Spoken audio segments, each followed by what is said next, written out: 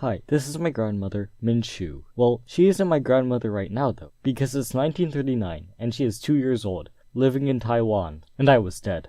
But anyways, she lived with her family and they were well off. Her father was a doctor and her mother was studying medicine, but had to put that off to take care of her 3 kids. My grandmother lived a comfortable and happy life.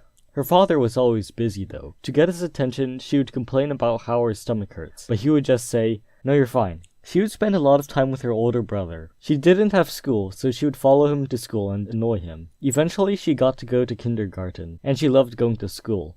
When suddenly, her father was drafted into the army to give medical services. She was only 7 when this happened. She remembered seeing him leave on the train, hoping he would come back.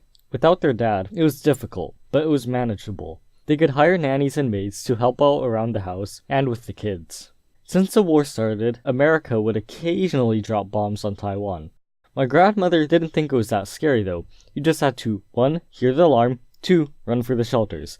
And it was all fine and dandy until their own house was bombed and destroyed, along with all their possessions. The family was very sad, but they were thankful to be alive and healthy. They moved to the countryside to rebuild their life there. They loaned some farmland and learned how to grow vegetables and raise chicken, ducks, and turkeys. It was a massive change for my grandmother, but being so young, it was easy for her to adapt. They had to spend money very carefully. The amount of money they could spend freely was minuscule compared to what they had before. One misspending meant not being able to afford school, or worse, losing their land. My grandmother wanted so many books at the time, but they could only afford very few of them. Her books also had to get past her mom. They had to be useful and necessary. And of course, only the most boring books got through. Because of these hard times, she learned how to be very conservative and cherish non-materialistic things like experiences and family. They had lived on the farm for 2 years by the time the war ended after the Hiroshima and Nagasaki bombings.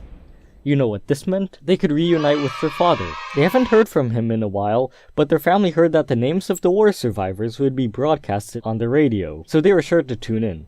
They listened for his name on the radio, but they didn't hear it.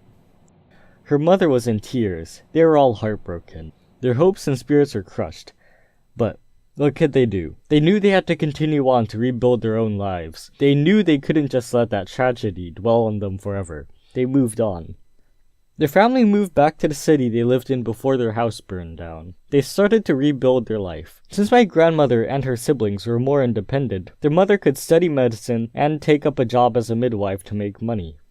Their life was stable and comfortable once again. My grandmother finished middle school and high school and was off to college. She applied as a doctor, hoping to follow in the path of her parents, but none of them accepted. So screw college, she said, and she found a government agency job instead.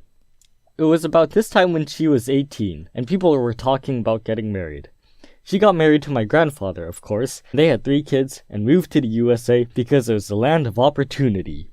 She didn't know much English then, and couldn't get a job, so she went to community college to study English, which eventually led to her going to college and studying business to become an accountant. During this time was the most difficult part of her life.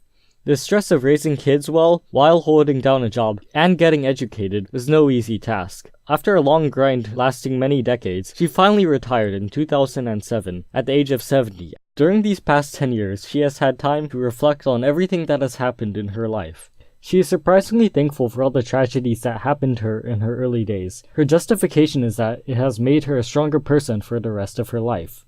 Her time being a mother, her bad times, her good times, and what she learned from all of that contributed to her wealth of life. And today, she is very satisfied and at peace with herself.